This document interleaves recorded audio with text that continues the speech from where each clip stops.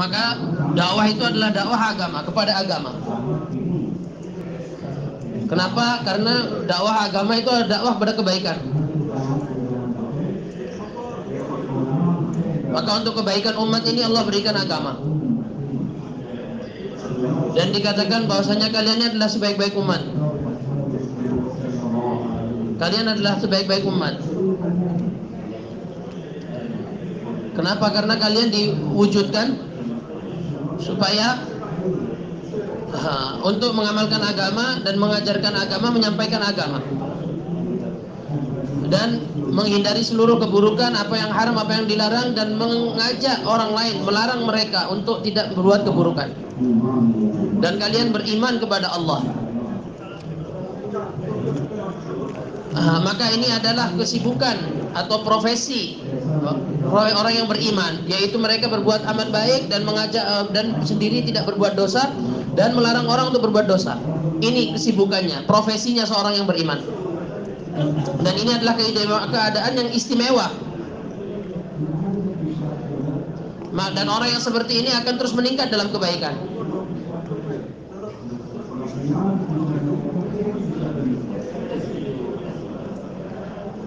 Maka untuk itu kita harus meletakkan diri kita dan istiqomah dalam perkara ini. Ini yang pertama, yaitu kita letakkan diri dalam kebaikan. Ini tanggung jawab pertama,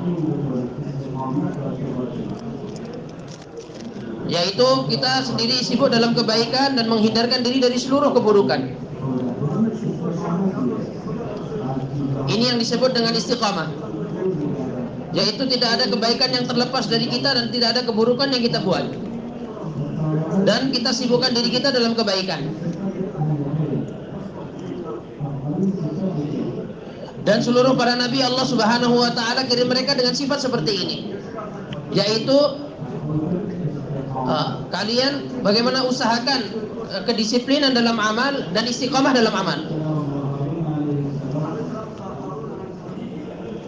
Inilah yang dikatakan kepada para nabi, yaitu istiqomahlah terus dengan apa yang kalian usahakan. Ini sudah menjadi tanggung jawab Nabi Musa, bahwasanya di Mesir Fir'aun dan kaumnya, kamu dakwah pada mereka, dan beliau pun mendakwahi mereka. Akan tetapi mereka tidak taat. Mereka tidak taat, tidak menerima apa yang ditawarkan oleh Nabi Musa, dan mereka tidak taat, melawan.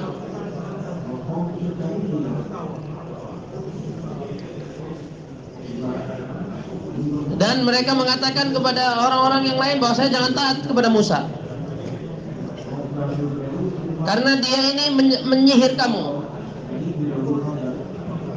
Kalian jangan taat pada apa yang dibawa oleh Musa.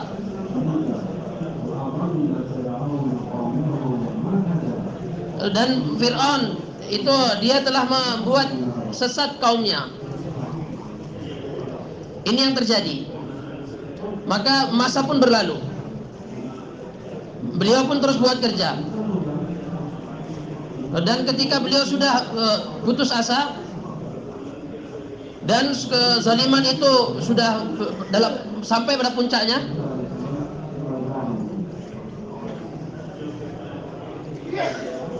dan Nabi itu memiliki hanya satu senjata.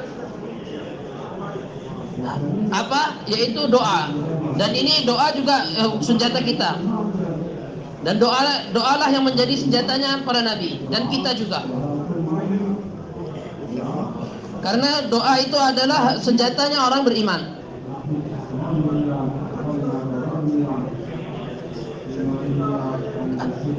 Karena ada permusuhan, ada kesulitan, maka manusia ini perlu senjata. Maka untuk menghadapi seluruh keadaan-keadaan ini, maka manusia perlu senjata, dan senjatanya orang yang beriman adalah doa. Maka kita diberi doa untuk menghadapi, sebagai sarana untuk menghadapi keadaan yang bermacam-macam. Nah, ini menjadi syarat, yaitu buat terus dan buat doa. Maka usaha daripada tanggung jawab daripada kerja, itulah usaha kita, usaha agama. Maka sejauh mana orang sibuk dalam kerja, sejauh itu pula lah Allah akan simpankan makbuliyat dalam doa dia, dan doanya akan semakin hari semakin meningkat. Kenapa? Karena orang kalau sudah dekat dengan sesuatu, maka apa yang dia sampaikan tidak akan ditolak. Nah, karena orang yang dekat dan akrab itu ketika menyampaikan sesuatu diterima.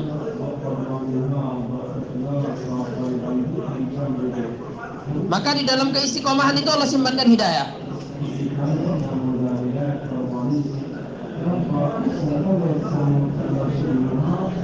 Maka dalam keistimewaan daripada kerja ini, kalau kita istiqomah buat terus, maka Allah Subhanahu wa taala akan berikan kekuatan dalam doa.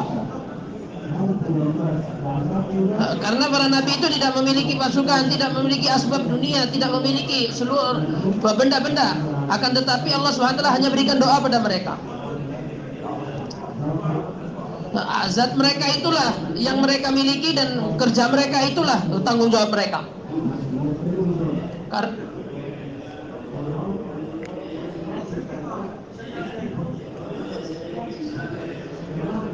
Maka orang-orang yang selalu melawan para nabi itu, mereka selalu mengatakan, ini kan manusia biasa, dia tidak punya apa-apa, kenapa kita harus taat pada dia?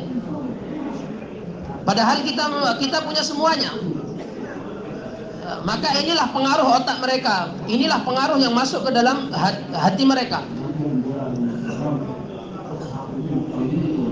Akan tetapi para nabi tidak terkesan dan tidak terpengaruh dengan apa sikap orang-orang yang melawan, akan tetapi terus buat kerja dan tidak melihat kepada yang lain.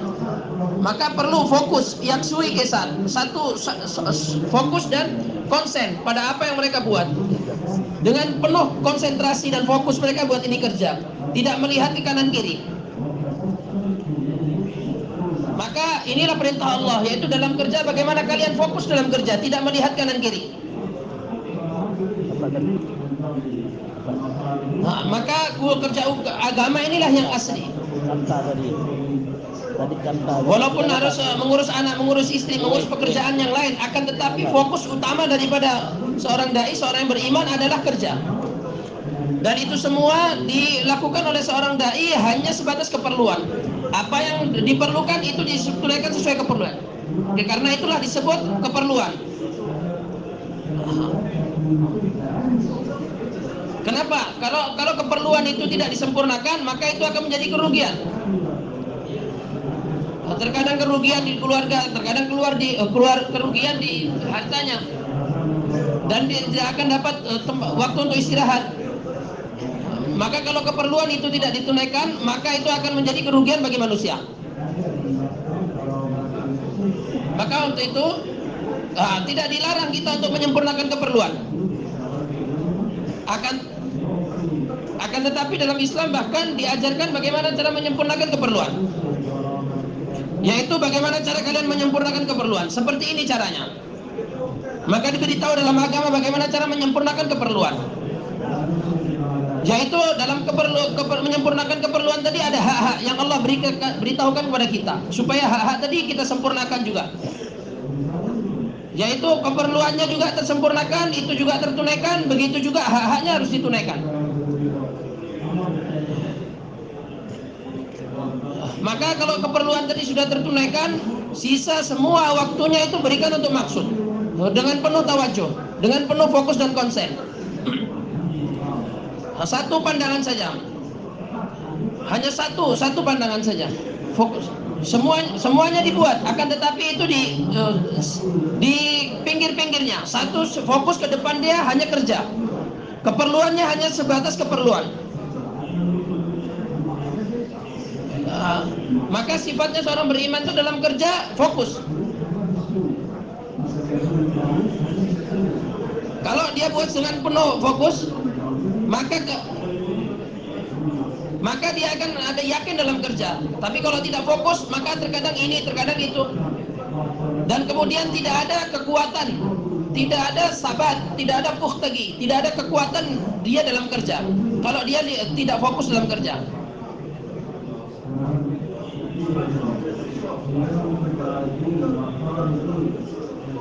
Maka kalau kita fokus dalam kerja, maka keperluan akan ditunaikan sesuai kadar keperluan. Dan maksud akan kita hasilkan. Maka diperintahkan untuk fokus dalam kerja. Dan kalau kita fokus dalam kerja, keperluan kita Allah akan mudahkan.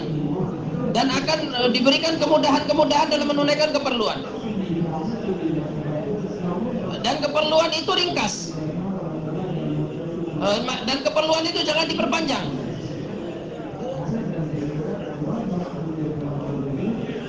Kalau manusia ini mereka menyempurnakan keperluannya terlalu panjang, maka keperluan tadi bukan keperluan, akan tetapi keperluan tadi menjadi nafsu. Ini terjadi di dunia seperti ini. Yaitu orang melihat asbab-asbab dunia, kemudian dia terlalu sibuk dalam menyempurnakan asbab dunia sehingga itu menjadi nafsu, melupakan dia kepada maksud. Dan kemudian dia semakin terjebak di dalam keperluan tadi.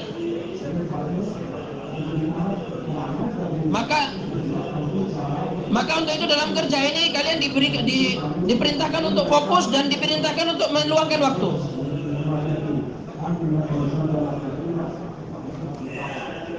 Wahai anak Adam,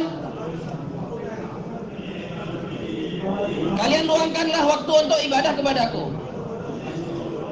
Dan yang lain-lain kalian sempurnakan sesuai keperluan. Dan untuk kerjaku, kalian harus meluangkan waktu. Dan fokuslah. Dari hati juga, dari segi amal juga. Apa terus yang kalian akan dapatkan? Maka aku akan penuhi hatimu dengan kekayaan. Maka hatinya akan dipenuhi dengan kekayaan.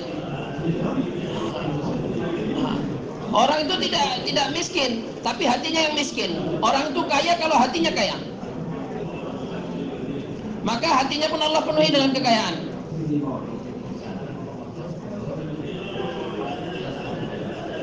Kalau hati dipenuhi dengan keperluan, hajat, maka dirinya akan selalu sibuk. Ini saya belum dapat, ini saya juga belum dapat, yang ini juga belum, yang ini juga belum. Maka hatinya akan dipenuhi dengan keperluan-keperluan. Maka hatinya akan terus memberitahu dia, ini kamu juga perlu, ini kamu juga perlu, ini juga kamu perlu. Maka dia tidak akan dapat waktu untuk ibadah.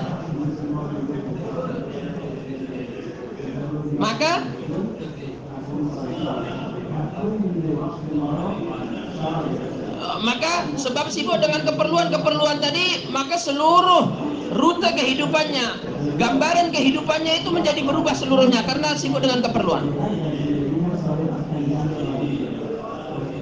Maka di dalam agama ini yang diinginkan adalah dua, fokus dan meluangkan waktu. Yaitu kita luangkan waktu dan buat dengan sungguh-sungguh, dengan fokus. Dan Allah akan berikan kita kekayaan dalam hati kita.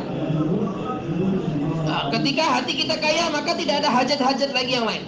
Dan terus bagaimana keperluan-keperluan kita? Maka itu Allah sendiri yang menanggung dan mengatakan, itu semua aku yang akan mudahkan dan aku akan tunaikan.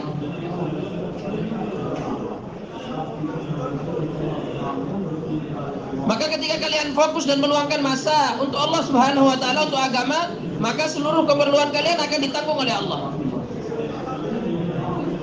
Kalau kamu meluangkan masa untuk Allah, maka Allah akan tunaikan hajat-hajat kamu, keperluan kamu semua Allah akan tunaikan.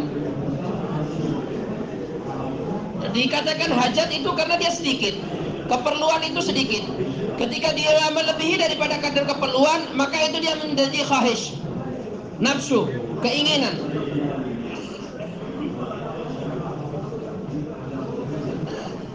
Dan ketika kita fokus dan meluangkan masa untuk Allah, maka Allah akan berikan apa yang kita perlukan.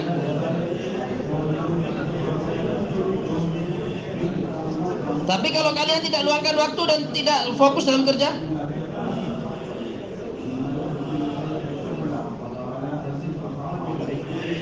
kalau kalian tidak buat seperti ini, maka kalian harus ingat, kalian harus tahu, maka kehidupan kalian, aku akan sibukkan kalian dan aku akan masukkan kalian dalam jebakan kesibukan kehidupan. Dan keperluan kalian akan terus bertambah dan terus bertambah. Dan tidak ada batasnya itu keperluan.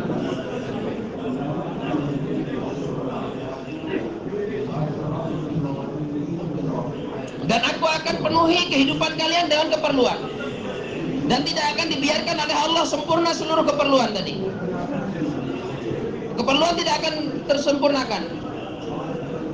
Dan diperpanjang itu semua keperluan. Dan 24 jam diisi dengan usaha dunia. 24 jam. Dan dia punya toko itu 24 jam buka. Ini yang terjadi. Padahal untuk perkara yang lain, tugas yang lain itu dia perlu waktu. Ada waktu untuk ibadah, tapi dia tidak akan dapat waktu. 24 jam habis untuk itu. Maka kapan dia akan usaha atas akhiratnya? Kenapa? Ini adalah hukuman daripada Allah Subhanahu wa taala. Dan kemudian seluruh hidupnya habis di situ.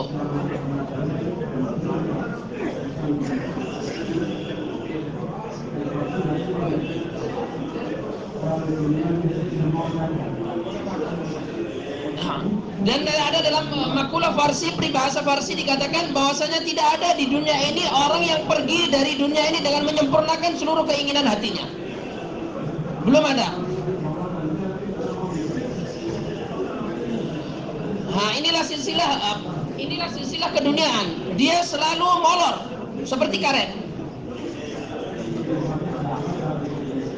Maka inilah yang diinginkan dalam kerja dakwah ini, fokus dan waktu, luangkan masa dan luangkan masa dan fokus dalam kerja. Yaitu kita buat kerja dengan penuh fokus. Dan segala kerja itu dia punya ciri khas sendiri, punya keistimewaan.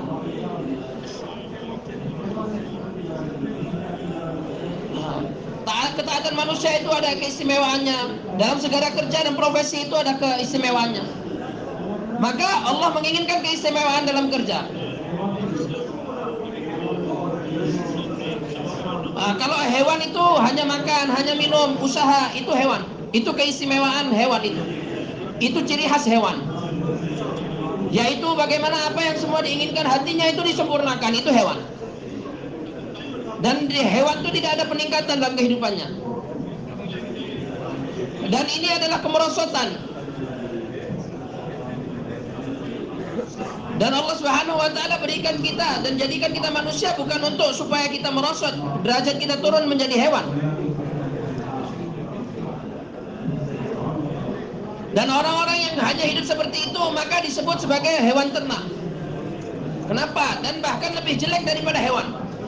Ini yang disebut oleh Allah dalam Al-Quran. Karena bukan maksud manusia datang ke sini ini untuk jadi hewan.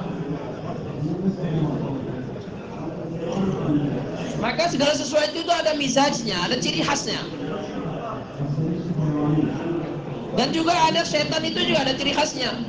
Syetani mizaj itu apa? Ciri khas setan itu apa? Yaitu dia sendiri tidak buat dan tidak biarkan orang lain buat. Nah ini, dia sendiri tidak terbentuk dan tidak dibiarkan orang lain membentuk dirinya. Dan di mana saja adanya hanya buat kerusakan, semangat merusak, yaitu merusak ke suasana. Ini adalah mezat setan. Ciri khas setan seperti ini sifatnya. Dan dia telah mengambil tanggung jawab ini. Di mana saja adanya dia akan merusak.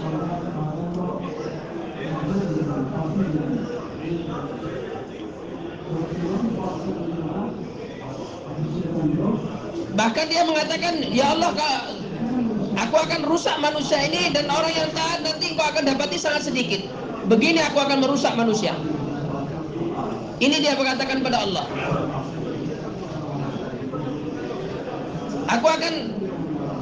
Aku akan goda mereka semua sampai tidak ada orang yang menghargai engkau. Ini adalah kerjaan setan. Ini mizatnya setan. Tidak ada menghargai perintah, tidak ada menghargai nikmat. Apa yang kita dapatkan dari amal yang kita buat itu dilupakan sama dia. Biarkan semua itu dilupakan sama setan. Dan Maka kerjaan seperti ini, sifat seperti ini miliknya setan. Maka Allah Subhanahu wa taala berikan ancaman yang sangat keras. Allah Subhanahu wa taala katakan orang yang punya sifat seperti ini mengikuti setan, maka aku akan penuhi seluruh neraka dengan orang seperti ini. Yaitu setan dan orang-orang yang mengikuti sifat-sifat setan, kerjaan setan, orang seperti ini akan aku masukkan, aku penuhi neraka dengan orang seperti ini pada hari kiamat. Ketika orang-orang ahli surga masuk ke dalam surga,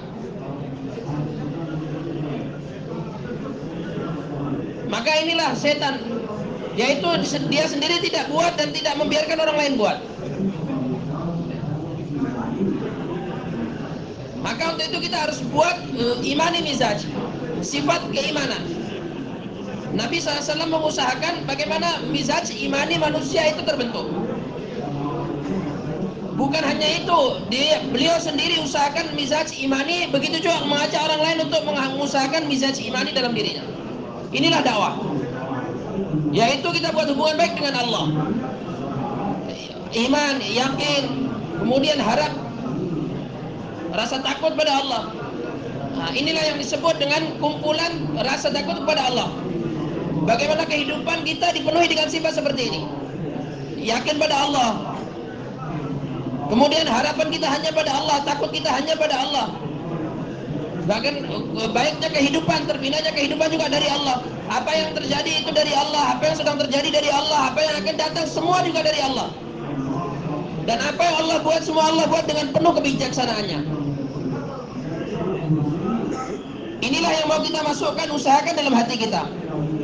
Dan apa saja yang Allah telah buat itu pasti ada hikmah di dalamnya. Ini yakin yang mau kita masukkan.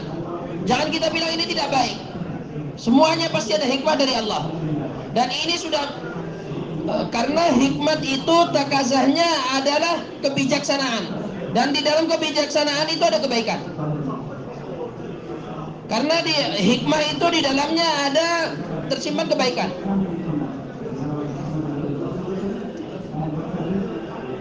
Karena terkadang orang itu dibikin susah oleh Allah Subhanahu wa taala. Kemudian dia gelisah, kegundahan dalam kehidupannya. Maka pasti di dalamnya ada hikmah. Walaupun manusia sendiri terkadang menganggap itu tidak baik, tapi di dalamnya ada kebaikan Allah simpankan. Ada kesulitan, ketidaksenangan dalam kehidupan. Itu sudah menjadi hikmah Allah Subhanahu wa taala. Kalau sifat Allah sendiri tidak menginginkan keburukan bagi hambanya. Bahkan Allah Subhanahu wa taala sendiri tidak ada kehendak atau keinginan sedikit pun menyusahkan seorang hamba. Akan tetapi sudah menjadi takazah daripada hikmah itu, Allah berikan keadaan untuk memberikan kebaikan bagi hamba tadi. Maka harus kita yakin terhadap hikmah Allah dan selalu berharap pada Allah. Yaitu bagaimana kita menganggap hari ini mungkin Allah tutup satu keadaan yang saya tidak tahu hikmahnya. Pasti setelah ini ada hikmah yang Allah tunjukkan pada saya. Maka ketika ada keadaan yang tidak sesuai dengan kita anggap pasti di dalamnya ada kebaikan. Jangan pernah meninggalkan tanggung jawab. Keadaan apapun yang datang, terus lihat apa tanggung jawab kita pada Allah. Dan pasti Allah akan tunjukkan, semakin hari semakin Allah akan tunjukkan apa hikmahnya. Karena Allah itu mengambil sesuatu untuk diberi. Maka jangan ketika diambil kita putus asa. Akan tetapi apa yang Allah ambil, apa yang Allah beri di dalamnya pasti ada hikmah. Karena kalau Allah menutup satu pintu, pasti ada pintu yang lain yang Allah akan buka bagi dia. Ketika Allah tutup, menurut kita ditutup satu pintu, pasti Allah akan bukakan pintu-pintu yang lain buat kita. Ini sudah takazah daripada tuntutan daripada hikmahnya Allah. Kenapa? Karena Allah menginginkan bagaimana setiap orang yang beriman ini Allah kirimkan keadaan-keadaan yang bermacam-macam untuk meningkatkan dia. Dan seluruh keadaan itu Allah kirimkan untuk ujian bagi dia. Ketika dia lulus daripada ujian yang Allah berikan, maka ada waktunya untuk memberikan hasil.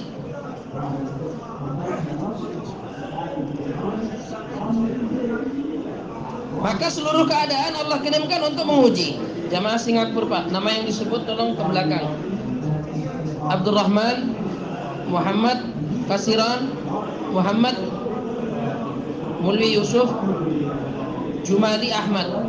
Ini semua empat-empatnya dari Singapura Pak. Silakan dicari orang Tashkent. Silakan Pak yang ada di sini atau yang kenal boleh diingatkan untuk bisa datang dengan orang Tashkent. Maka perintah Allah adalah bagaimana kita melihat hukum. Apa perintah Allah? Karena jangan kalian fokus pada keadaan, karena keadaan itu bukan dalam kewenangan kalian. Keadaan itu dalam kewenangan Allah. Siapa yang merubah itu Allah Subhanahu wa taala. Kamu fokus pada perintah yang Allah berikan dalam keadaan tadi. Maka inilah yang disebut dengan imani mizaj. Ciri khas orang beriman. Tidak fokus pada keadaan yang Allah kirim, tapi fokus kepada apa yang Allah perintahkan dalam keadaan tadi. Orang dikasih kaya oleh Allah. Kemudian orang yang kaya tadi lihat apa perintah dalam kekayaan. Ketika dia menyempurnakan hukum-hukum perintah dalam kekayaan, maka dia akan sukses bukan karena kekayaannya, tapi karena hukum perintah Allah yang dia sempurnakan dalam kekayaan.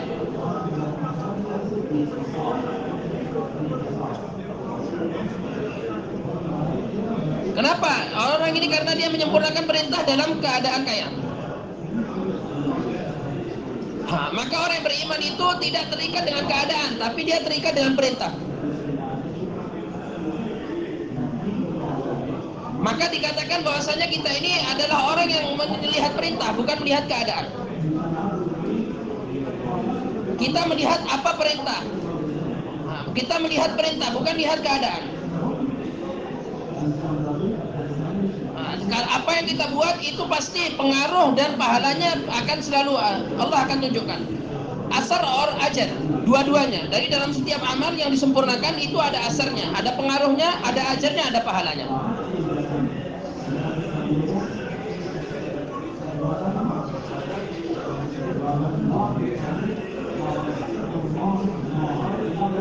Dan kita juga ibadah kita melihat keadaan. Bagaimana puasa itu dengan melihat bulan.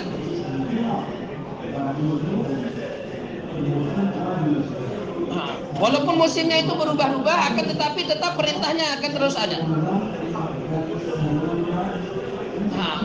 Bulan Ramadan itu adalah bulan puasa. Terserah mau panas mau dingin, mau musim panas mau musim sejuk. Karena kita bukan orang-orang yang melihat musim.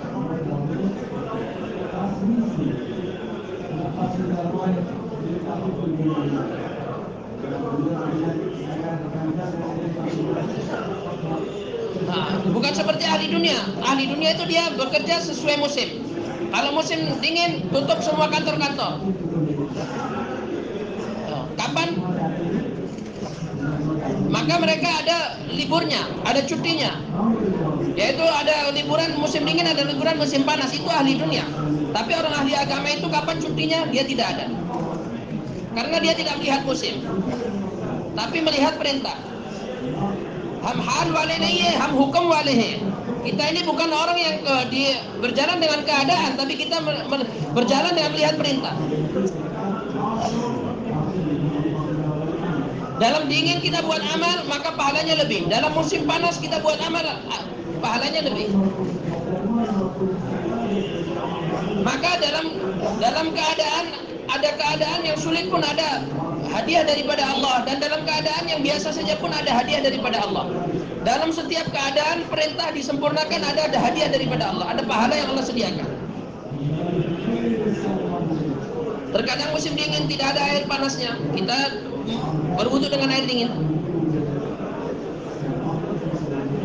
Semua orang yang berwudu pada saat itu, maka dia akan mendapatkan pahalanya. Tapi orang yang lebih mujahadah dalam wudunya, maka dia mendapatkan pahala wudu dan pahala lebih daripada wudunya.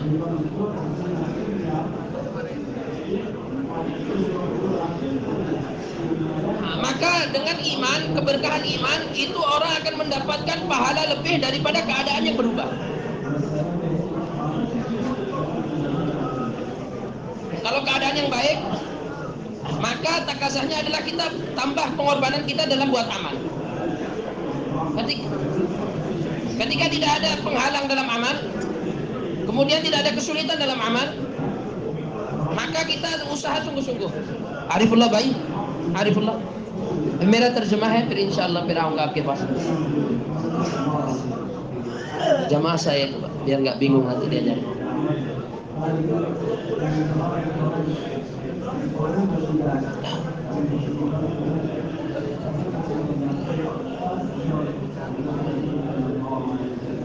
Bagaimana Nabi SAW ketika menaklukkan Mekah?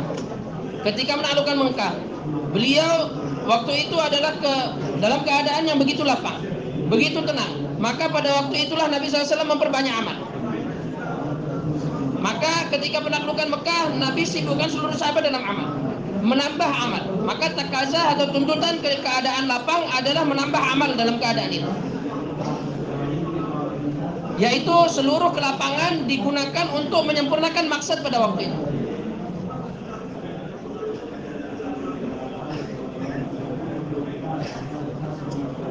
Maka karena itulah ketika sudah penaklukan Mekah, maka kerja semakin maju, semakin bertambah, semakin meningkat.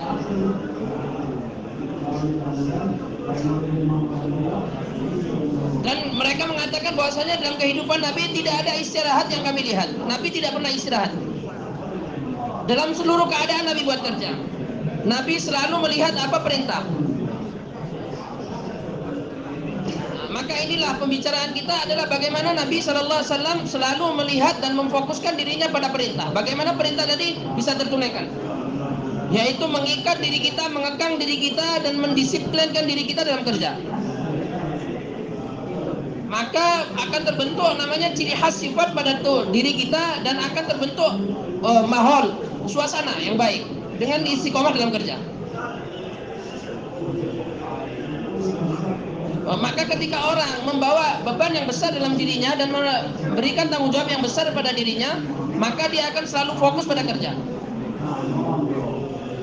Dan seluruh amal, maka amal yang dibuat dengan istiqomah terus dibuat lagi dan lagi, itu maka akan menimbulkan sifat istiqomah. Dan sifat amal tadi akan berpindah pada diri dia. Dan orang yang meninggalkan amal lagi dan lagi, lambat laun maka dia akan menjadi orang lalai. Sifat lalai akan tumbuh pada dirinya. Maka amal yang dibuat terus menerus, maka sifat amal tadi akan masuk dalam dirinya. Dan sifat itulah yang akan menjadi menyatu pada diri dia, akan menjadi satu dengan dia. Begitu juga orang-orang yang kufur itu, kekufuran itu telah menyatu dengan mereka. Begitu orang munafik, kemunafikan itu telah menyatu dengan mereka. Kenapa? Karena mereka munafik sifat tadi terus mereka buat sehingga sifat munafik tadi menyatu dengan mereka. Begitu juga kekufuran, begitu seringnya kufur sehingga kekufuran menyatu dengan mereka. Maka begitu juga orang beriman, dia beriman terus menerus sehingga sifat iman itu menyatu dengan dia. Begitu juga orang yang selalu berzikir, maka rasa tenang itu menyatu dengan dia. Maka amal itu akan habis, dibuat dan selesai. Akan tetapi sifat daripada amal itu akan menyatu dengan orang yang beramal.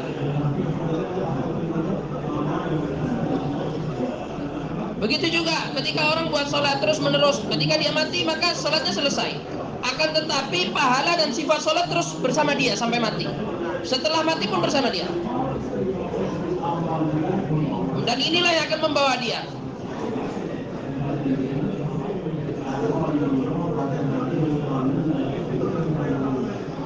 Maka untuk itulah dikatakan bahwasanya terus buat amal itu sampai sifat amal tadi menyatu dengan kita. Begitu juga orang yang mencuri itu terus mencuri sampai dia menjadi pencuri.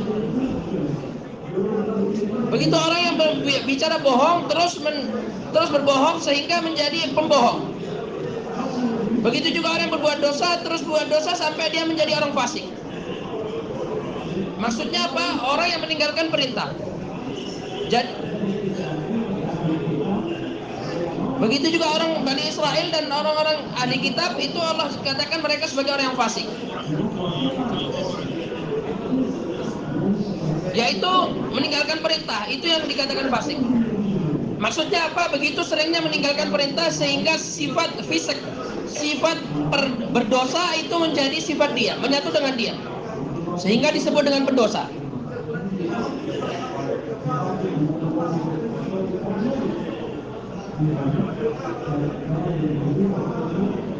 Maka untuk itu suatu pekerjaan yang dibuat terus menerus lagi dan lagi dan lagi, maka pekerjaan itu ada sifatnya, sifat itu yang akan menyatu dengan orang yang mengerjakan. Inilah caranya. Inilah kita diberi bimbingan, diberikan arahan oleh para nabi, oleh Nabi Shallallahu Alaihi Wasallam, yaitu sifat itu akan terbentuk dengan lagi dan lagi buat amal,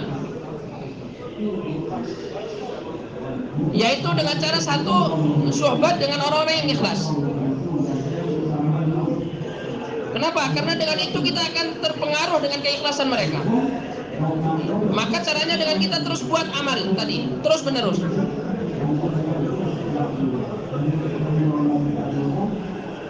Maka Hadrasi rahmatullahi mengatakan, "Karte roho ikhlas bi ata rahega." Kalian buat terus menerus, maka lambat laun pelan-pelan itu keikhlasan juga akan datang.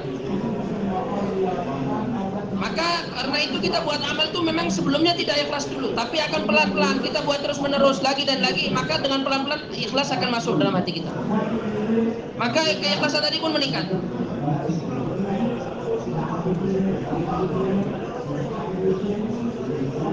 Sebagaimana buah itu, pertama dia berubah bentuknya, kemudian membesar, kemudian warnanya berubah, kemudian matang, manisnya pun keluar. Kenapa? Tapi syaratnya itu dia harus menempel terus dengan dahan tadi, jangan lepas. Dan menempel terus dengan amal, yang dimaksud menempel terus dalam dahan adalah amal tadi dibuat terus menerus. Bagaimana bunga itu kalau dia terus pada pohonnya maka akan keluar baunya. Maka untuk itu terus buat dalam kerja ini terus buat. Kami lagi roho, काम के अंदर जो सिफात है वो आती रहेगी. Maka terus kalian sibuk dalam kerja, dan sifat-sifat dalam kerja yang diinginkan dalam kerja itu semakin hari akan semakin datang. Karena itu terus kalian buat kerja. Dan nanti dengan sendirinya kepantasan, kebolehan, apa yang diperlukan kerja itu Allah akan timbulkan, wujudkan dalam diri kalian.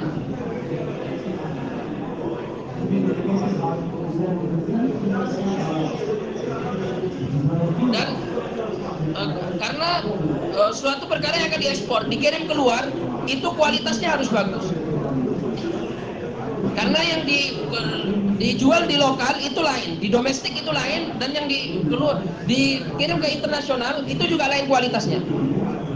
Begitu juga dalam kerja agama.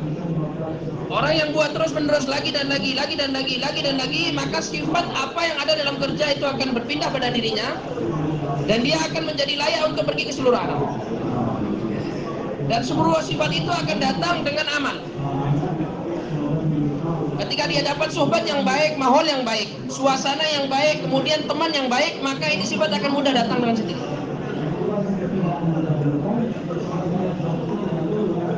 Ya ayyuhalladzina amanu taqullaha wa kunu ma'as shadiqin. Wahai orang yang beriman, selalu bertakwa kepada Allah, dan kalian duduklah selalu dengan orang-orang yang jujur. Sebagaimana para sahabat, kemudian ke tabi'in. Seluruhlah kalian bersuhbah dengan mereka, berteman dengan mereka, duduk dekat dengan mereka. Dan Allah katakan bahwasanya para sahabat itu orang-orang yang jujur, benar dalam keimanannya. Pertama orang muhajirin dulu, setelah itu orang ansar. Allah katakan orang-orang yang imannya betul.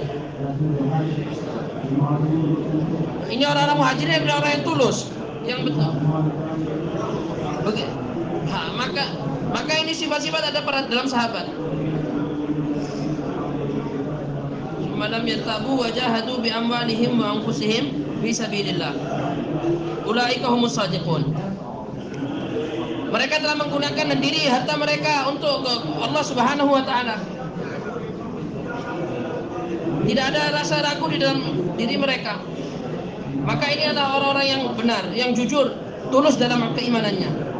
Dipanggil lagi Pak Abdul Latif, Pak Emil S, Muhammad Bintang, Muhammad Yunus, Daeng Siki, sama Abdurrahman. Ini semuanya dari Indonesia.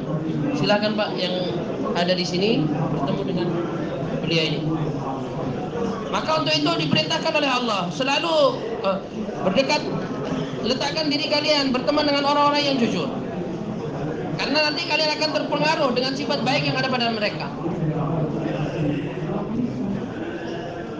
Oleh Ilyas mengatakan,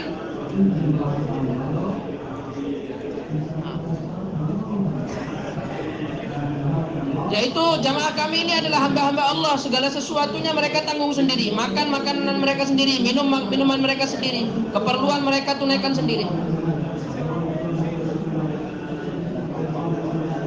Dan selalu kita taat dalam segala sesuatu, dalam musyawarah, dalam amal, dalam segala hal selalu taat. Nah, dalam segala hal mereka taat. Maka ini adalah fondasi dalam kerja, asas dalam kerja yaitu taat. Ulaika humus shadiqun, yaitu orang-orang yang seperti ini juga orang-orang yang benar, yang tulus.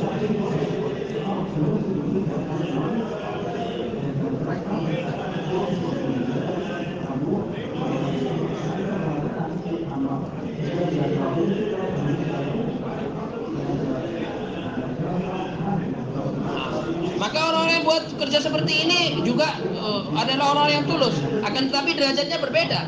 Walaupun sama-sama benar keimanannya, tapi derajatnya berbeda. Sebagaimana adik dan kakak, beda derajatnya. Sebagaimana Abu Bakar, bagaimana Umar, begitu ya sahabat. Antara mereka memang mereka sama-sama benar, tulus dalam keimanan mereka.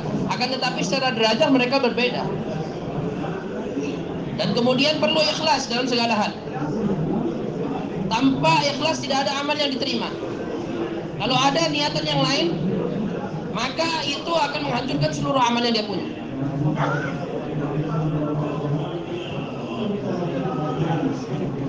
Bagaimana ada cerita, begitu banyak dia sungguh-sungguh penuh keberanian, dia berperang, begitu banyak membunuh orang, akan tetapi karena tidak ada keikhlasan, maka disabdakan oleh Nabi dia adalah ahli neraka. Padahal dia telah menggunakan jiwanya, mengorbankan jiwanya untuk Allah. Kemudian membunuh para musuhnya.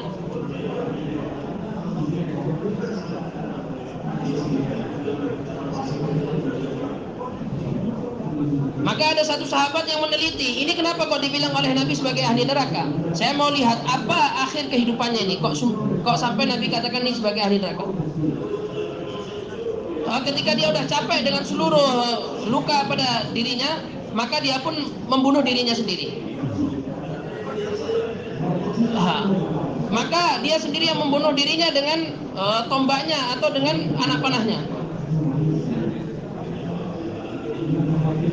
Ya tidak tahu itu niatnya, apakah untuk menunjukkan keberanian dia atau untuk untuk membela sukunya. Karena Allah Subhanahu wa taala hanya menerima amalan yang mana di situ hanya ada keikhlasan untuk Allah. Ini adalah bimbingan daripada Allah. Yaitu seluruh amal hanya kita buat hanya karena Allah, lagi dan lagi. Dan kemudian diiringi seluruh amal dengan istighfar. Jangan sampai ada khianat, besitan-besitan selain keikhlasan. Suatu perkara yang lewat dalam diri kita selain keikhlasan. Astaghfiruka li kulli khairin.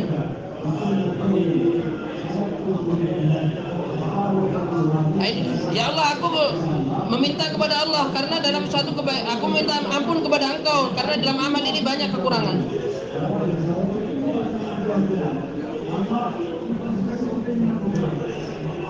segala sesuatu yang terbesit dalam hatiku yang itu bertentangan dengan keikhlasan, ya Allah, aku minta ampun untuk dosa itu.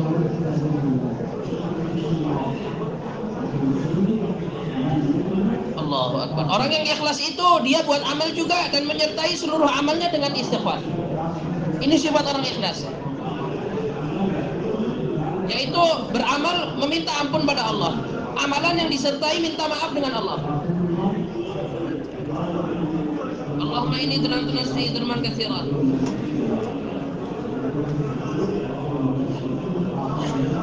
Maka Nabi SAW ditanya oleh sahabat Abu Bakar, saya di akhir sholat apa yang harus aku baca? Maka diajarkan doa ini oleh Nabi SAW. Allahumma inni zalamtu nafsi dzulman katsiran wa la yaghfiru dzunuba illa anta faghfirli maghfiratan min indika waghfir innaka antal ghafurur rahim. Seluruh doa ini dibaca di akhir sholat. Ya Allah, aku telah menzalimi diriku, dan yang maha pengampun hanya Engkau. Selain Engkau tidak ada yang mengampuni. Maka untuk itu maafkanlah aku, ampunilah aku ya Allah. Nah, ini doa diajarkan oleh Nabi dalam sholat untuk Abu Bakar. Padahal beliau buat sholat, akan tetapi bersertaan dengan amal yang besar, yang mana sholat itu adalah hak Allah. Beliau sertai dengan minta ampun kepada Allah.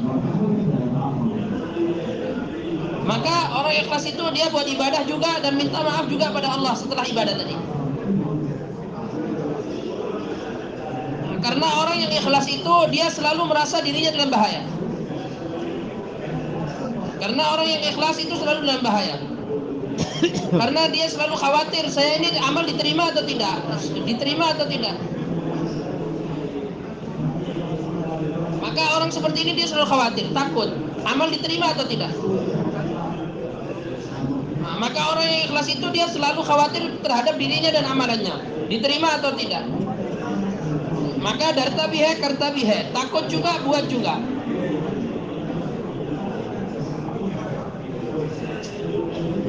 Darebi karebi. Jadi dia takut juga, kemudian buat juga. Amal tadi dibuat dan disertai dengan khawatir. Dan kemudian minta juga pada Allah. Jangan sampai rute hati dia, kecondongan hati dia kepada selain Allah. Nah, karena orang ketika buat amal itu ada saja terbesit dari hatinya supaya dilihat orang, supaya dipuji orang. Termasuk saya yang terjemah ini.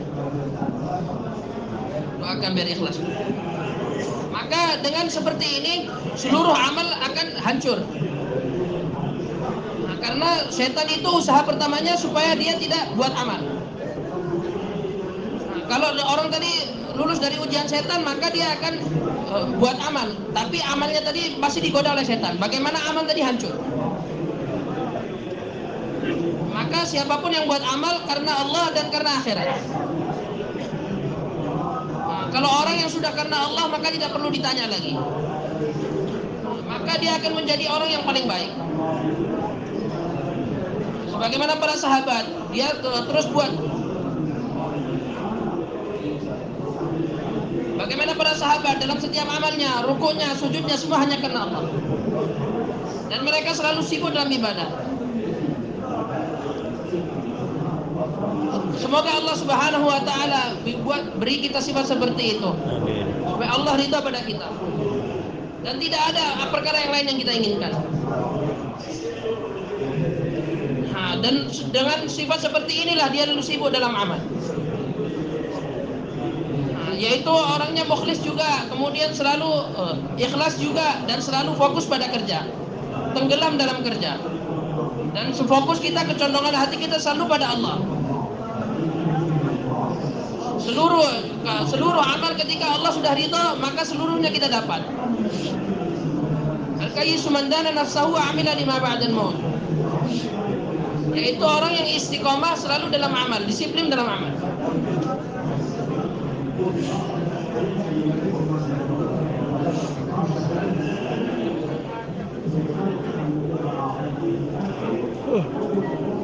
Maka Maulana Zakaria dalam Fadilah Sedekah mengartikan al-kayyisu man dana nafsahu ini dengan terjemah seperti ini.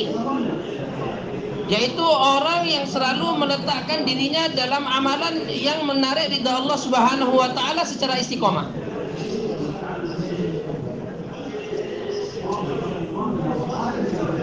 Maka kalau orang ikhlas itu walaupun dia bertemu dengan saudaranya dengan penuh keceriaan wajah yang berseri-seri, maka itu pun jadi sedekah. Maka dia dapat pada keutamaan sedekah. Tabassumuka fi wajhi akhika laka sadaqatun. Atau kama qala alaihi wasallam. Maka berseri-seri bertemu dengan saudara kita dengan wajah yang berseri itu juga sedekah. Karena sedekah itu tidak hanya dengan harta, dengan wajah yang berseri, bertemu dengan orang dengan wajah yang baik itu pun sedekah. Nah, sebagaimana tasbih dan tilawat itu juga dalam hukumnya sesuai dengan sedekah, pahalanya sesuai sedekah. Maka dalam Islam ini jalan-jalan pahala itu begitu banyak.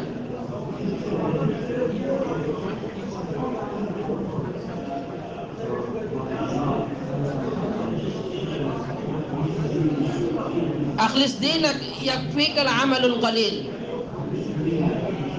Akhlis dinak yakfikal amalul qalil. Yaitu dalam setiap amalmu kalian harus sertai dengan keikhlasan. Amal yang sedikit dengan keikhlasan akan mencukupimu.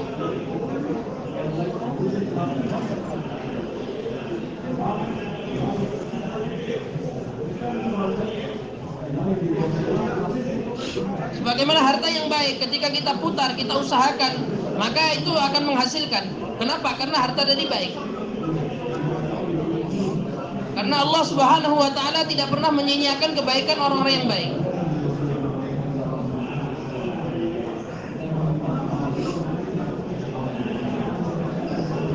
Maka itu sudah menjadi Allah Subhanahu wa taala telah menanggung. Apa yang kebaikan yang dibuat oleh orang-orang baik itu Allah akan jaga, tidak pernah disia-siakan. Bahkan bukan hanya diberikan, akan tapi Allah akan lipat gandakan. Dan Allah Subhanahu wa taala tidak pernah pelit. Allah tidak pernah pelit, tidak pernah menahan pemberiannya. Semakin banyak Allah akan berikan, berlipat ganda Allah berikan.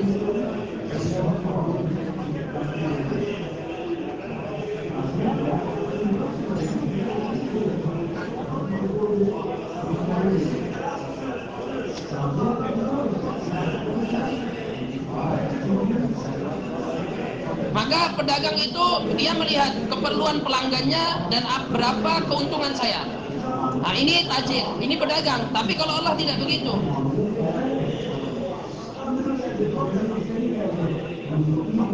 Nah, kalau Allah memberi pahala itu satu kebaikan Allah akan berikan berlipat ganda. Nah, satu kebaikan Allah akan lipatkan berkali-kali. Nah, satu amal yang kecil Allah Subhanahu wa taala akan berikan pahala seperti gunung. Maka untuk itu ini yang perlu diusahakan. Dari segala amal yang kita buat semuanya hanya karena Allah. Jangan untuk nama kita, jangan supaya kita disebut, supaya untuk dikedepankan, supaya kita masyhur.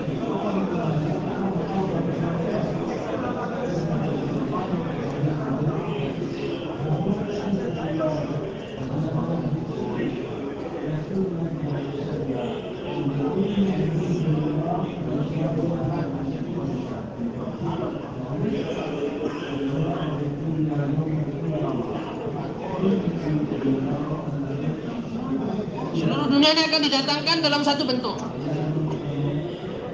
Nah, kemudian dikatakan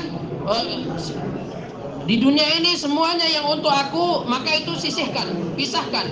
Dan yang semua yang tidak untuk aku itu masukkan ke dalam neraka. Ini dalam hadis. Semua yang dibuat untuk aku itu pisahkan, sendirikan dia. Yang dibuat selain aku itu masukkan ke dalam neraka. Semuanya amal akan diletakkan di hadapan Allah Subhanahu wa taala. Dan Allah sendirilah yang akan menghisab tadi semua amal tadi. Inilah akhir daripada amal manusia. Maka amal itu juga penting, amal yang betul juga penting. Kemudian ikhlas dalam amal juga penting. Nah, maka keikhlasan itu tandanya juga adalah istiqomah buat amal tadi, disiplin dalam amal.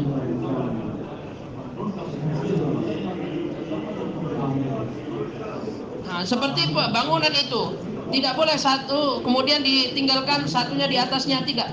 Akan tetapi terus di atasnya beruntutan. berurutan. Nah, karena dengan keistiqomahan tadi Allah akan bina, Allah akan bentuk, Allah akan bangunkan surga kita. Bagaimana bangunan itu? Maka sebagaimana amal itu dibentuk dan dibangun, begitu juga surga itu dibentuk dan dibangun. Maka dengan keamalan yang istiqomah, maka surganya sesuai dengan itu. Nah, ketika amal tadi sudah sempurna, kemudian waktu di dunia sudah sempurna, maka dipanggil, ayo sini, kamu terimalah ini rumah yang sudah kamu bangun di surga. Karena di dunia itu semua keperluanmu tidak akan pernah terpenuhi seluruhnya. Disinilah tempat untuk menyempurnakan seluruh keinginanmu.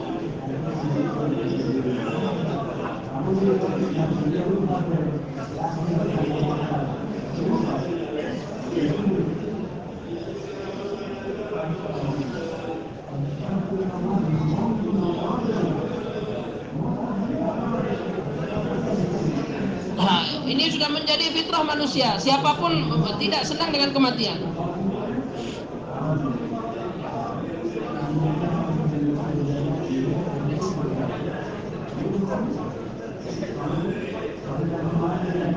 Maka nanti orang kalau sudah masuk surga itu dia enggan kembali ke dunia, sebagaimana ahli dunia sekarang enggan menerima kematian. Aisyah radhiyallahu ta'ala anha mengatakan kepada Nabi, "Ya Rasulullah, sungguhnya kami ini tidak senang dengan kematian. Ini sudah fitrah manusia."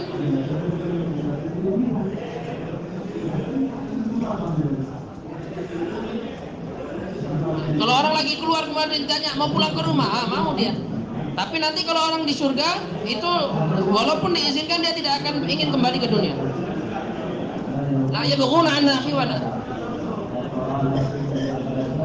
Orang yang sudah masuk ke dalam surga dia tidak akan pernah menginginkan kembali ke dunia.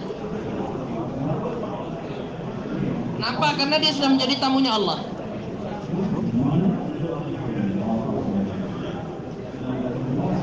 Dan Allah Subhanahu wa taala akan memasukkan seorang ahli surga ke dalam surga sebagai tamunya Allah.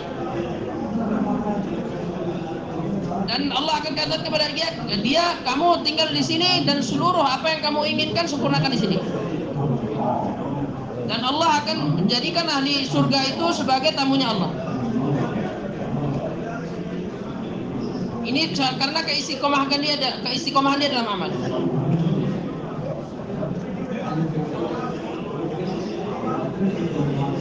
Dengan pengorbanan dia, maka dia akan diunggulkan dari yang lain.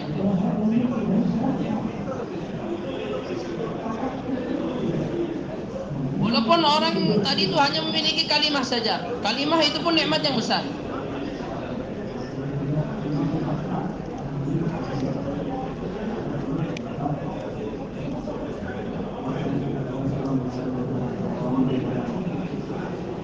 Orang-orang yang keluar di jalan Allah, mereka usaha, maka mereka akan mendapatkan derajat yang begitu tinggi.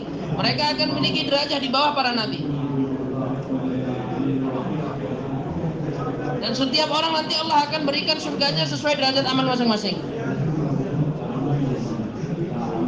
Maka untuk itu amal perlu dibuat, kemudian amal yang betul juga perlu dibuat. Ikhlas dalam amal pun perlu diusahakan.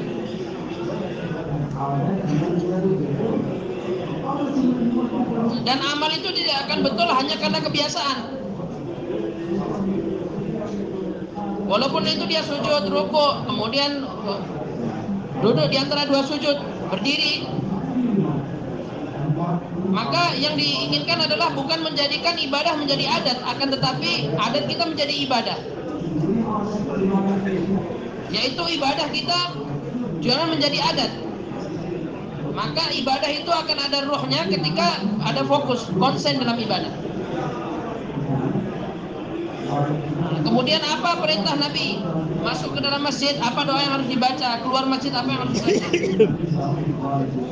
Maka fokus dalam ibadah, konsen dalam ibadah itu akan dapatkan dan menyempurnakan sunnah. Kemudian niat yang betul. Kalau saya buat amal seperti ini, Allah akan ridha pada saya. Maka keduniaan pun akan, tetapi ketika diamalkan dengan sunnah itu menjadi agama. Walaupun itu pakaian, duduk, berdiri, mau berjalan, semuanya ketika diamalkan dengan sunnah maka itu semua akan jadi ibadah bagi dia. Dan orang yang tidak menghadirkan, mengamalkan keperluannya sesuai dengan sunnah maka itu tidak akan menjadi pahala. Keperluan yang ditunaikan dengan sesuai sunnah itu akan menjadi pahala bagi dia, jadi agama bagi dia. Maka setiap amal bagaimana kita landasi dengan ihtisab, mengharap pahala daripada Allah.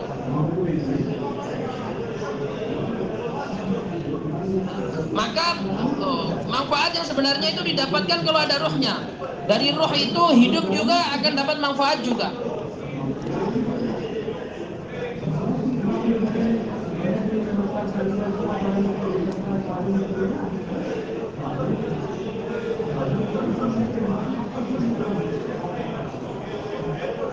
Maka orang itu selalu memikirkan apa? Sebagaimana manfaatnya, labanya, keuntungan.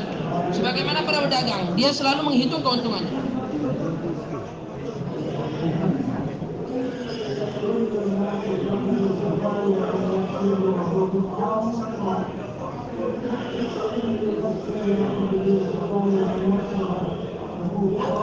Setiap orang dia akan memperdagangkan kehidupannya. Maka setiap orang dia berdagang dengan kehidupannya. Maka dunia ini seluruhnya adalah pasar. Setiap orang mempertaruhkan kehidupannya. Ada orang yang rugi dengan kehidupannya, ada yang mendapatkan keuntungan dari kehidupannya. Bedanya ada orang yang menggunakan harta dirinya untuk selain Allah, ada yang menggunakan untuk Allah.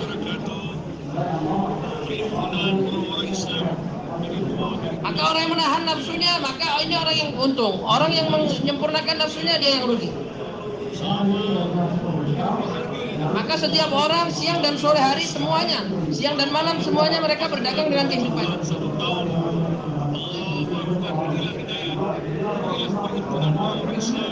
Maka setiap orang dia bertransaksi dengan kehidupannya. Ada yang untung, ada yang rugi. Ini dalam hadis.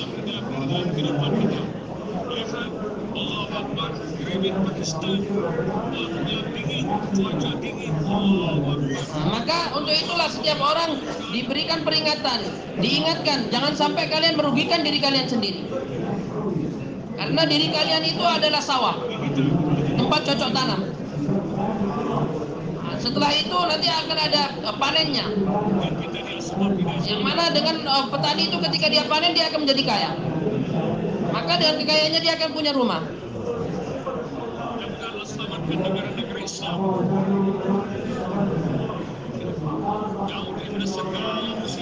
Dengan kapas, dengan gandum, dengan panen itu semua kita dapatkan harta, dapat rumah. Begitu juga dunia ini. Dunia ini adalah sawah, tempat ladang cocok tanam bagi manusia. Maka orang yang menggunakan kehidupannya dengan baik, maka dia akan menjadi orang kaya di akhirat. Maka untuk itulah setiap orang bagaimana selalu menghitung-hitung amalnya. Apa yang saya dapatkan? Ihtisab dengan penuh mengharapkan pahala dari Allah.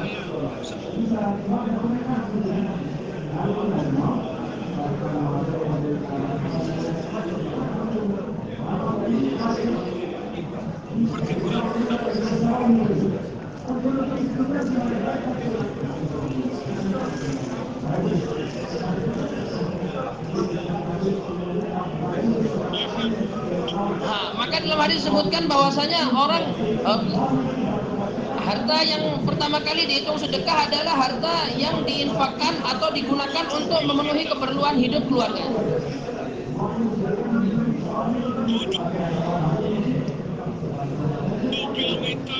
Maka fasail itu, fadilah keutamaan amal itu diperdengarkan supaya orang ada semangat dalam amal. Orang yang menggunakan hartanya untuk orang tuanya itu pun juga menjadi sedekah. Maka orang ketika tahu fadilahnya, keutamaannya, maka dia akan mudah untuk mengeluarkan harta untuk orang tuanya. Bukan hanya mengharap pahala, tapi juga dengan menganggap itu adalah keperluan dia, hajat dia. Dan ada perintahnya, kalian gunakanlah harta kalian untuk membiayai orang tua. Ini perintah dari Allah. Kalau kita menyempurnakan perintah, maka kita akan mendapatkan pahala.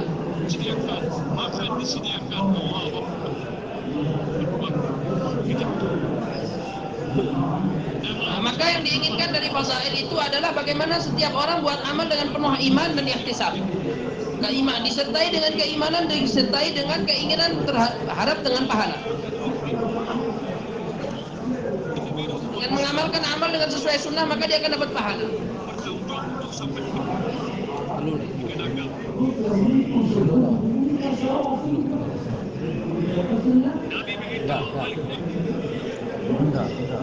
Maka kebaikan itu adalah perkara yang besar. Seperti satu benih kurma. Satu benih kurma itu mungkin kelihatannya kecil, akan tetapi ketika ditanam dia akan menjadi ribuan kurma. Akan tetapi caranya harus betul. Maka untuk itulah Nabi SAW mengajarkan kita untuk menyertai seluruh amal kita dengan iman dan ihtisab.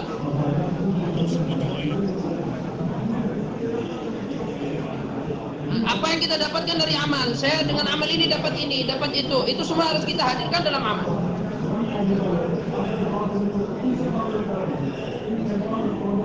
Kalau saya baca doa ini, saya dapat ini. Kalau saya baca doa amalan ini, setelah ini saya dapat ini. Itu namanya fazilah. Bismillahirrahmanirrahim. Wala haula wala quwata illa billah. Dengan baca doa ini kita keluar dari rumah. Apa yang saya dapatkan? Maka akan datang pengumuman dari malaikat. Hudita, kufita, wa wuqita. Begitu kamu setelah membaca doa ini, maka kamu dibimbing, kemudian dicukupi dan dijaga. Seluruh keperluanmu telah ditunaikan. Ini dapat dari mana? Hanya dengan mengucapkan kalimat tadi, doa tadi. Bismillahirrahmanirrahim. Wala haula wala quwata illa billah. Kemudian ketemu dengan seorang muslim, kemudian salam dengan dia. Bersalaman dengan dia. Kenapa dia bersalaman? Karena dia mengetahui apa pahala ketika bersalaman. Atau dia memberikan salam kepada orang lain. Maka dia karena ihtisab dia menghadirkan orang yang dahulu memberikan salam, mengucapkan salam, maka dia lebih baik. Orang yang mengucapkan salam duluan, maka dia terlepas dari kesombongan.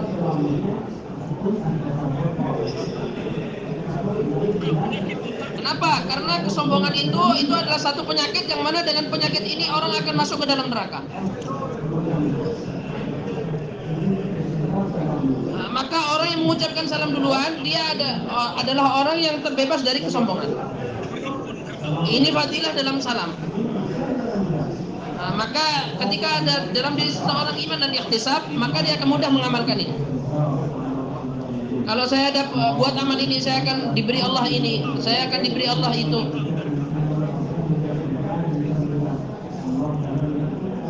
Imanan wa ihtisaban. Kalau saya puasa Ramadan dengan penuh keimanan dan ihtisab, saya akan dapat ini dan itu. Maka setiap amal bagaimana kita sertai dengan iman dan ihtisab, keimanan yang betul dan mengharap pahala. Maka muzakarah fadilah itu untuk menumbuhkan keyakinan. Apa yang Allah akan berikan kepada kita itu supaya kita tahu dengan amal yang kita buat. Khalid Mamunto Indonesia, Indra Wijaya Indonesia, Muhammad Abrar Indonesia, Sugni Anjas Indonesia, Mamang Indonesia, Sarangat Indonesia. Ini bapak-bapak yang ada di sini, mohon ketemu dengan orang Tashkil.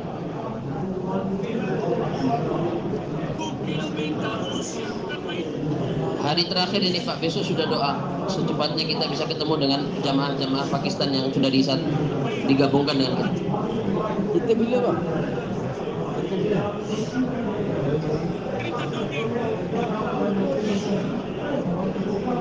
Nah, ketika kita i'tikaf, apa yang kita dapatkan dengan i'tikaf? Ketika kita menunggu sholat, apa yang kita dapatkan? Pahala yang dengan menunggu sholat. Karena itulah diberitahukan kita fadilah-fadilah keuntungan amal.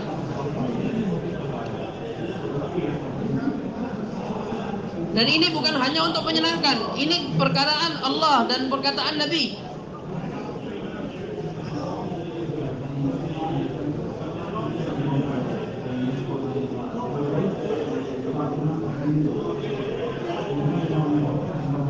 Orang-orang lama di Mumbai mengatakan kepada kami, kalian ambillah faedah dari fadilah-fadilah itu.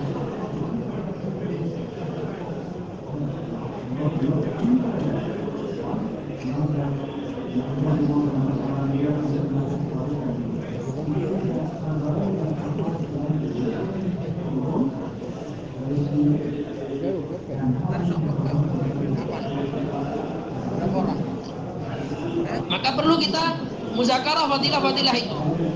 Bukan hanya muzakarah ketika dengan jamaah bersama banyak orang, akan tetapi ketika kita sendiri kita baca lagi fadilah-fadilah itu.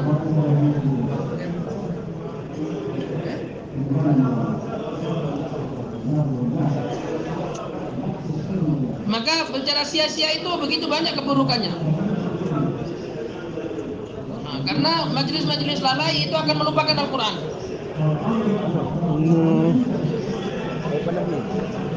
Nah, maka orang yang selalu sibuk dengan HP-nya, dengan mobilnya, itu maka dia tidak akan pernah mendapatkan kemanisan dalam baca Al-Quran.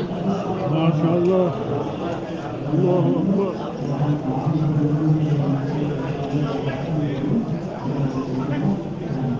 Maka untuk itu di samping fadilah-fadilah itu kita muzakarahkan, ketika sendirian kita pun baca fadilah-fadilah itu. Nah, yaitu supaya kita tahu dengan amal ini apa yang Allah, keuntungan yang diberikan oleh Allah. Maka sebagaimana doa tadi ketika kita keluar rumah, kita baca, begitu kita baca kita dapatkan 3 keuntungan. Dijaga, dipenuhi keperluan, kemudian dibimbing. Nah, maka orang yang selalu ingat dengan fadilah daripada doa tadi, dia tidak akan pernah meninggalkan doa tadi. Nah, ini adalah kabar gembira dari Allah.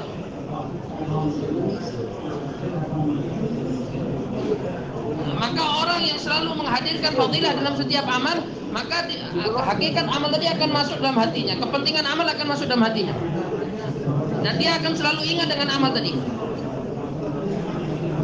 Maka ini adalah suatu perkara yang sangat bermanfaat bagi kita, yaitu kita baca fadilah-fadilah daripada amal supaya hati kita terkesan dengan amal tadi. Sebagaimana fadilah kalau kita sholat di sebelah kanan imam, orang yang mengetahui keuntungan sholat di sebelah kanan imam, dia tidak akan meninggalkan sholat sebelah kanannya imam. Innallaha wa malaikatahu la yusalluna ala mayaminis syufuf.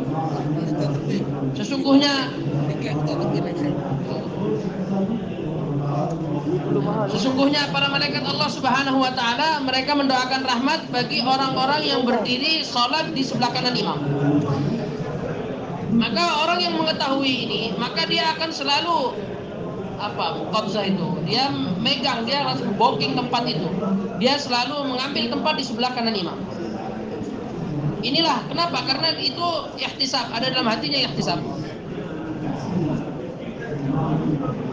Inilah amal yang disertai dengan keimanan dan ihtisab, yaitu hati kita terkesan dengan apa yang disabdakan oleh Nabi. Maka untuk itu fadilah itu berkali-kali lagi dan lagi kita baca, ketika muzakarah juga, ketika kita sendirian.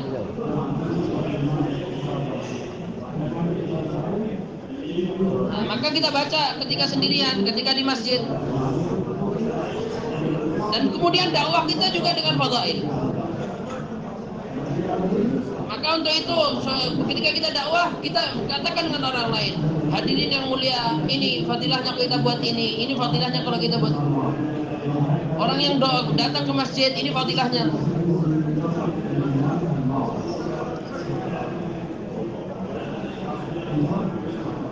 Bagaimana orang yang kalau datang kepada tokoh besar, maka dia datang ke sana, maka tokoh tadi akan menganggap dia sebagai tamunya. Nah, Bagaimana begitu juga kita datang kepada Allah Subhanahu wa taala, ke rumahnya Allah Subhanahu wa taala, maka Allah akan menjadikan kita tamunya.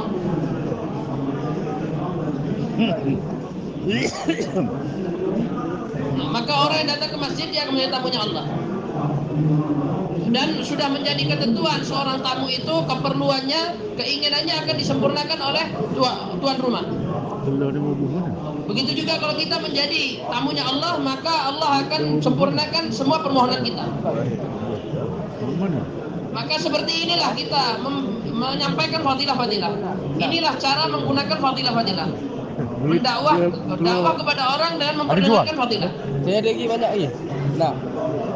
Nak. Yaitu dengan fadilah adalah untuk menimbulkan, mewujudkan semangat pada amal. Ada jual ke? Ada. Kat mana? Maka semangat orang dalam Warna amal hijau. itu dia akan tumbuh dan berkembang dengan Warna fadilah. hijau. Tu warna hijau. Dah ujung sini dekat air belah kanan. Ni. Dekat lima ni. Semua keluar. Hari ini dengan asbab depan ni. karangan fadilah amalnya Dalam ni, Maulana dekat. Zakaria rahmatullah alaih berapa banyak Dalam ni, rumah depan ni, kiri yang ni. tadinya Dia ada 20. mahonnya suasana orang Eropa, akan tetapi dengan asbab baca fadilah ini mereka jadi habis-habis Al-Quran. Oh. Nak. Tak, kopi kan? Maka perlu kita hitung kembali bagaimana kita Kopi kan, pertimbangkan, kita fikirkan lagi sejauh mana iman kita, ikhtisab kita. Tak ada sampah tu. Dia ada sampah sini, lepas sampah. Maka jalan iman itu adalah jalan untuk kita usaha. Karena kita mau usaha kebaikan. Maka jalan iman ini adalah jalan kebaikan.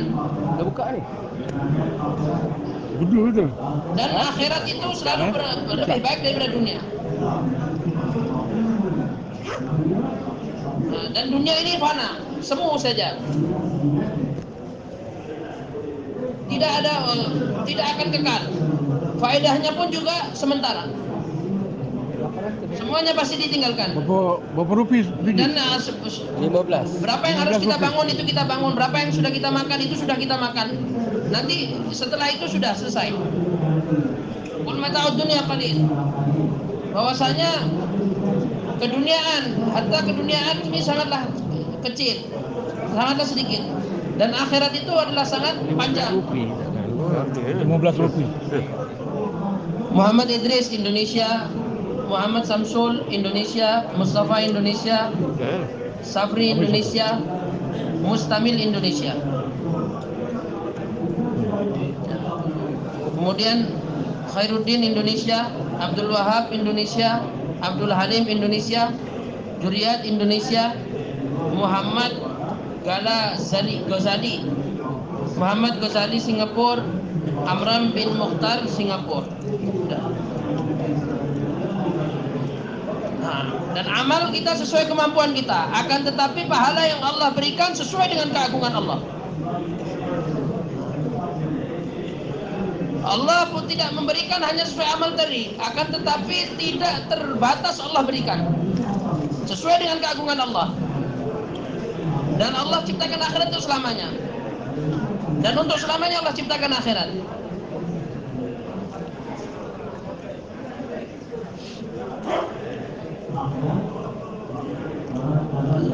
Maka akhirat itu selamanya. Sifatnya adalah khulud, selamanya. Dan kemudian adalah ujur, tempatnya balasan. Buat amal pasti didapati di sana, amal baik. Buat amal buruk pasti akan didapati di sana. Maka kalau orang tahu hakikat akhirat, dia akan selalu berhati-hati dalam kehidupannya.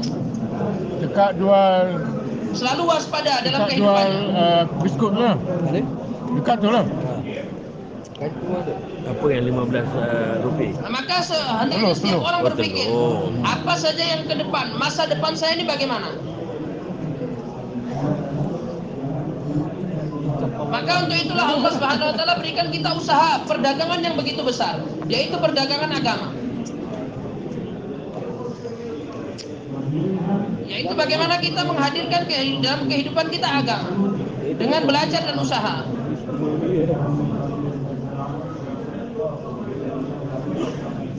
Tak boleh. Dan dalam segala sektor, dalam segala lini, dalam segala sektor kehidupan, bagaimana kita usahakan agama hidup di situ. Ini sudah menjadi nikmat daripada Allah. Nah, maka tidak di dalam tabligh ini disuruh orang meninggalkan perdagangan, tidak. Kalian sibuk aja dalam ibadah 100%, tidak. Nah, tetap saja orang yang di sawah tetap bersawah, orang yang bertani tetap bertani, orang yang berdagang tetap berdagang. Dari perdagangannya pun dia dapat, dari amalan di dalam perdagangannya pun dia dapat. Fazail, masail. Nah, maka dengan fadilah maka orang akan menghargai amal. Nah, dengan masail orang akan mengetahui cara amal. Melalui ilmu dan zikir, bagaimana orang mengetahui amal tadi, tata caranya seperti apa, harga amal tadi berapa. Maka dalam Islam ini setiap amal ada caranya dan setiap amal ada harganya. Nah, maka kalau kita hanya buat dengan tata cara yang betul tapi tidak tahu fadilahnya, kita tidak tahu harga amal tadi. Dan kalau tidak kita buat dengan cara yang baik, maka itu amal akan menjadi amal yang buruk, akan dilemparkan ke muka orang yang buat amal.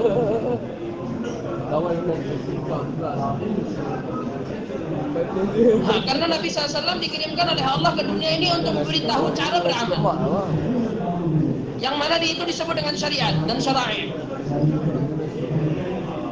Diberikan Nabi SAW tata cara mengarungi hidup. Dan seluruh cara selain cara Nabi itu telah dihapus oleh Allah. Yang diterima hanya cara Nabi.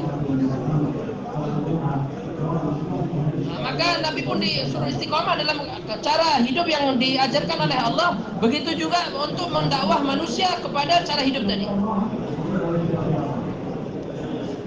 Maka dalam kehidupan kita ini kita harus tahu masailnya, tata caranya, fazailnya, apa keuntungannya. Nah, ini adalah menjadi keistimewaan kerja umat ini. Nah, hari ini Nabi tidak ada, maka tanggung jawab ini menjadi tanggung jawab umat. Sebagaimana Nabi doanya dikabulkan, para Nabi doanya dikabulkan, makbul di hadapan Allah, begitu juga umat ini doanya makbul di hadapan Allah. Kenapa itu didapatkan? Karena mereka mengikuti dan meneladani cara kerja para Nabi.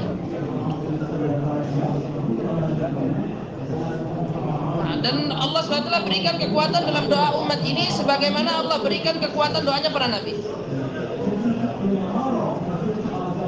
Begitu juga kalau Allah marah dan murka kepada umat ini, Allah juga akan murka dan sebagaimana ketika Allah murka dengan para nabi.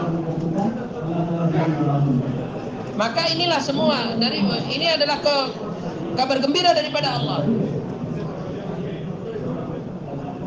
Maka ini adalah kerja yang Allah berikan pada kita. Maka sejauh mana kita bersyukur itu pun masih kurang.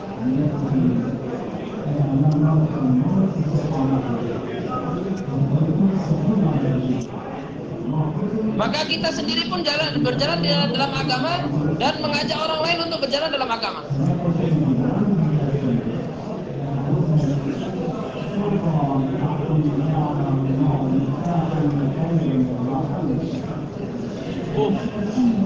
Seseorang beruntung seseorang hamba yang menjadi pintu-pintu kebaikan dan tertutupnya pintu keburukan. Dengan sholat tertutup pintu keburukan.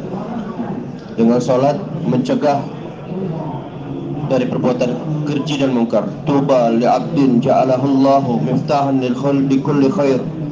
Beruntung bagi orang yang menjadi kunci pembuka kebaikan-kebaikan dan penutup keburukan-keburukan.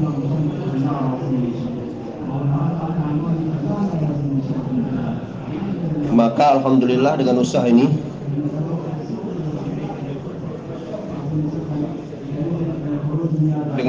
seseorang timbul kebaikan dan hilang keburukan.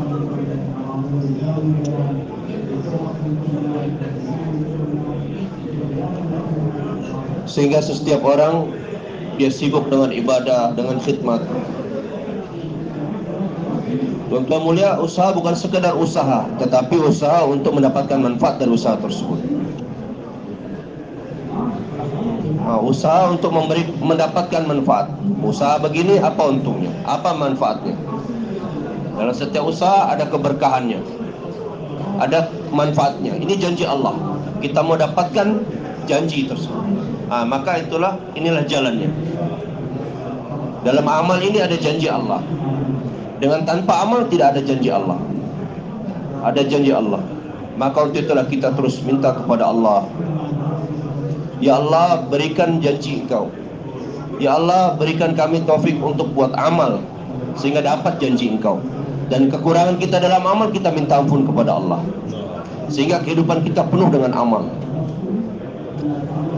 Tuan-tuan mulia, kita diri sendiri buat kebaikan, usaha untuk buat kebaikan, dan kita bawa orang lain untuk buat. Inilah orang yang beruntung. Bagaimana kefarduan Allah hidup. Bagaimana setiap orang punya kekuatan untuk meninggalkan perkara yang haram. Kefarduan Allah dikerjakan, salat, puasa, zakat. Kemudian perkara yang haram dengan sebab kerja dakwahnya ditinggalkan. Dengarkan fadilahnya. Ini apa untungnya menjalankan perintah Allah dan apa untungnya meninggalkan perkara yang haram. Dalam hadis, ibadah yang paling besar adalah meninggalkan perkara yang haram. Dalam hadis, ittaqil maharim takun a'badan nas. Tinggalkanlah perkara yang haram, maka kalian akan menjadi orang yang paling ahli ibadah di kalangan manusia. Kalau orang imannya kuat, maka dia bisa meninggalkan perkara yang haram tadi. Kalau sudah iman kuat, maka dia takut kepada Allah. Tandanya iman, dia takut kepada Allah. Kalau dia sudah takut kepada Allah, dia takut buat apa saja nanti datang murkanya Allah. Ini adalah nikmat yang sangat besar. Dia datang dalam jalan yang hak. Walladzina jahadu fina lanahdiyannahum subulana. Dia sungguh-sungguh di jalan kami bukakan jalan-jalan petunjuk.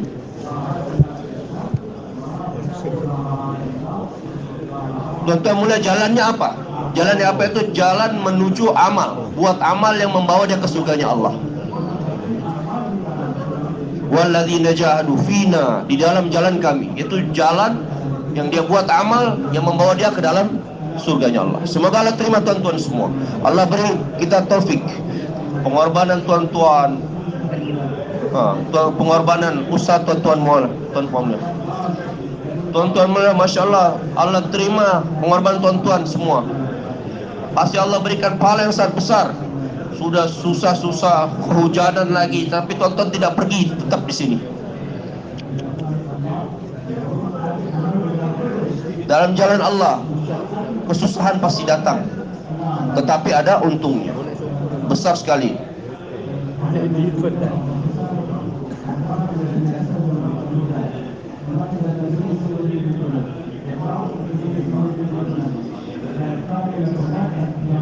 Tuan-tuan mulia, Nabi sallallahu alaihi wasallam dalam Al-Quran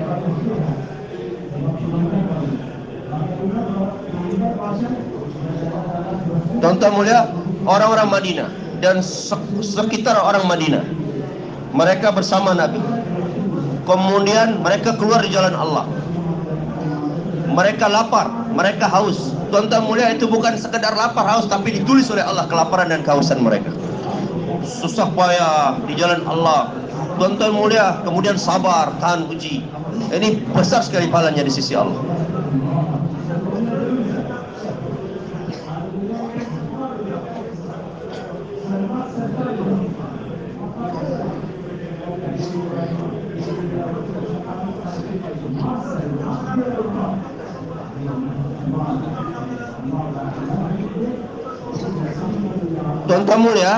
Tuan-tuan mulia, kalau orang kerja di kantor, dia sampai kantor dulu baru dinilai, baru dapat gaji kalau sudah sampai di kantor. Nggak dihitung itu. Entar serah dia mau naik motor kan, naik mobil, naik taksi, yang penting sampai kantor. Tapi kalau orang di jalan Allah bukan seperti pergi ke kantor, baru duduknya saja di kendaraan, baru jalannya saja belum sampai lagi sudah dihitung pahala. kesusahannya semua dihitung pahala. Tuan-tuan mulai Allah yang akan rubah keadaan. Allah yang akan rubah keadaan. Tuan-tuan mulai nanti Allah akan datangkan keadaan yang menyenangkan kita. Semoga Allah pahamkan kita semua. Semua bersedia tuan-tuan. Allah terima kita. Amin. Tuan-tuan mulai apa saja takaza yang dibentangkan, pertama kali kita kedepankan diri kita. Semua bersedia tuan-tuan. Subhanakallahumma wa bihamdika asyhadu an la ilaha illa anta astaghfiruka wa atubu ilaik. Subhanallah.